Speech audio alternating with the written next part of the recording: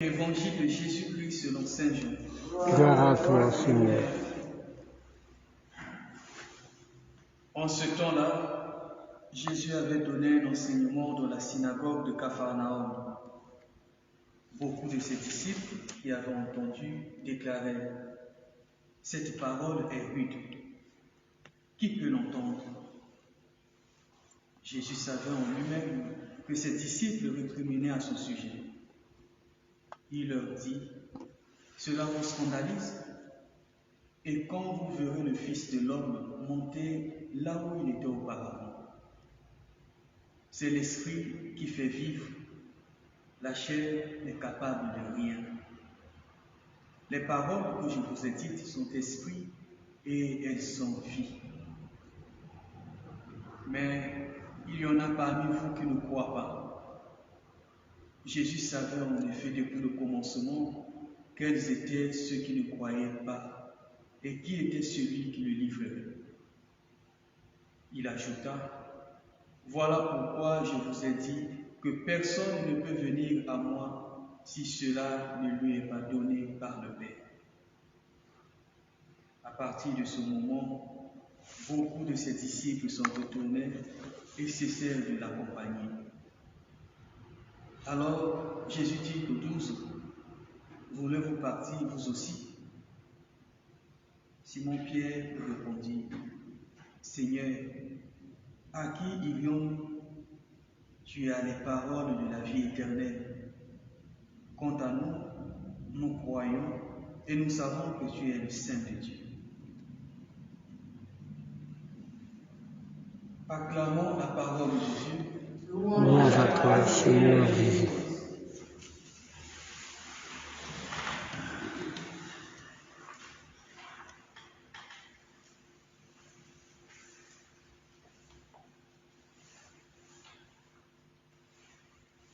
Les actes des apôtres nous présentent une communauté chrétienne en bonne santé. L'Église était en paix, elle se construisait, réconfortée par l'Esprit, elle se multipliait. Et quel est le secret?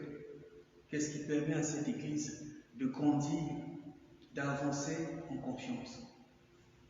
Eh bien, le secret est dans cette parole. Elle marchait dans la crainte du Seigneur. Marcher dans la crainte du Seigneur permet à l'Esprit Saint de déployer sa puissance, de permettre à l'Église de s'accroître. Marcher dans la crainte du Seigneur permet à l'Esprit de faire tout son travail, d'accomplir ces miracles que nous venons d'entendre.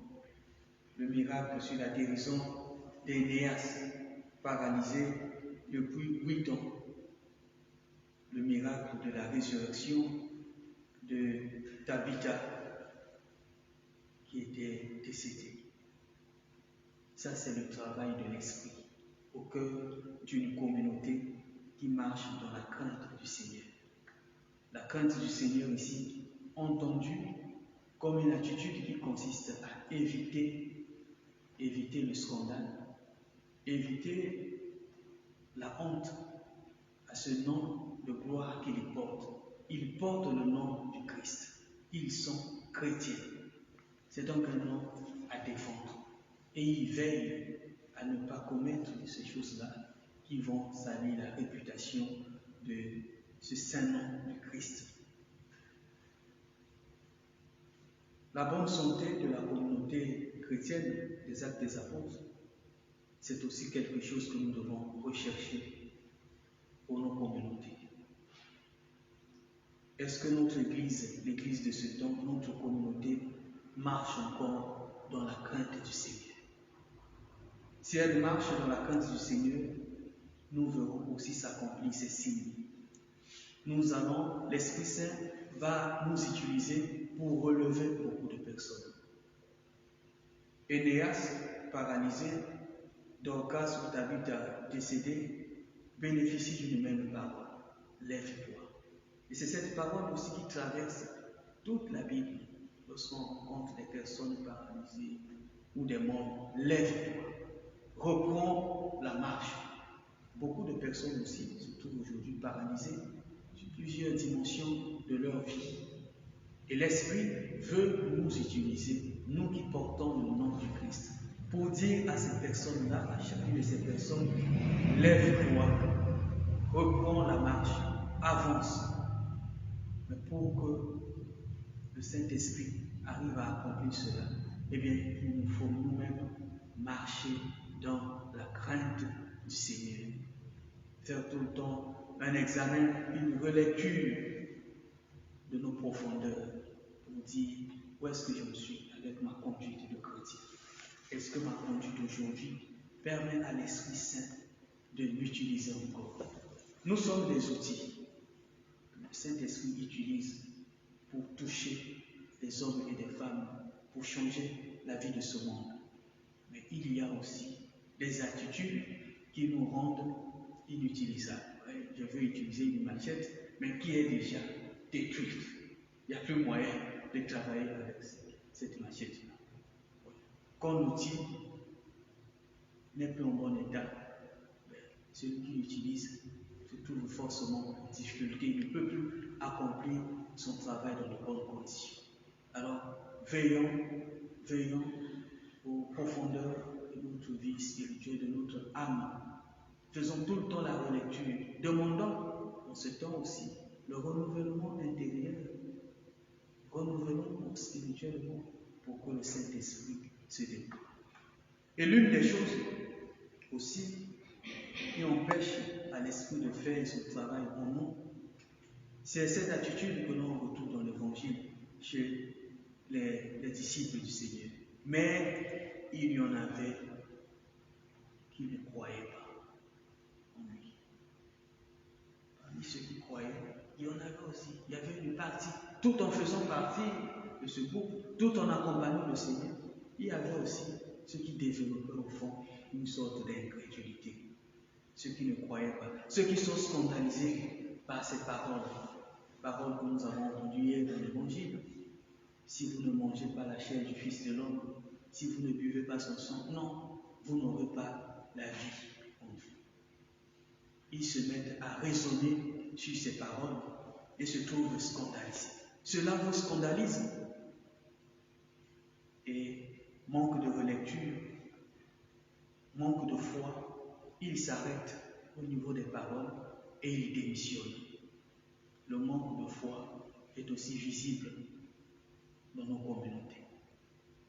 On pense que ce qui a été dit dans les actes des apôtres, ce qui est dit dans l'Évangile, appartient au passé. Ce sont des beaux récits, comme les fables, je ne sais pas, de La Fontaine. Mais non, la parole de Dieu n'a pas été écrite pour satisfaire notre curiosité. Elle est là pour nourrir notre foi et nous aider, nous aussi, à faire l'expérience du Seigneur ressuscité. Le Christ n'est pas une idée. La foi chrétienne n'est pas une idée. La foi chrétienne n'est pas un dogme que l'on proclame. La foi chrétienne est un événement de la rencontre avec celui qui est le vainqueur de la mort et du péché. Et le dimanche dernier, l'évêque rappelait encore les différentes manières de rencontrer le Christ. Il disait bien qu'il y en a qui ont eu la grâce de voir le ressuscité. Ils ne sont pas nombreux, mais cette grâce existe. Le Seigneur l'accorde à certaines personnes. Et il disait aussi qu'il y a une autre manière d'expérimenter cette rencontre, de faire la rencontre avec le ressuscité. C'est aussi la rencontre avec sa parole. Lorsqu'on se laisse transformer par sa parole, eh bien, on la voit s'accomplir dans des petites choses de notre vie. Et à ce moment, on se dit, tiens, cette parole, ce n'est pas un récit du passé. Elle est une parole de vérité. Les paroles que je vous ai dites sont esprit et vie. Veillons aussi à ne pas laisser grandir en nous ce doute, cette incrédulité face à la parole. La parole est la vérité, la parole est vie. Si je ne la vois pas accomplir des choses en moi, mais je dois chercher le problème en moi-même. Il y a certainement une attitude, un blocage quelque part. Et lorsque je discerne, je le retrouve, eh bien la parole accomplit toujours quelque chose. L'image de cette fécondité de la parole nous est donnée aussi à travers ce parabole où la parole est comparée à la pluie qui tombe. Elle tombe pour produire quelque chose. Et si elle ne produit pas, c'est qu'il y a une pierre quelque part qui empêche, qui ne facilite pas ce travail de l'esprit. Alors prions aussi le Seigneur, comme les apôtres lui avaient dit, Seigneur, augmente en nous la foi. Augmente en nous la foi. Chasse le doute et aide-nous à nous abandonner à l'action de ton esprit pour que nous puissions vivre nous aussi quelque chose de merveilleux dans notre relation avec toi. Amen. Amen.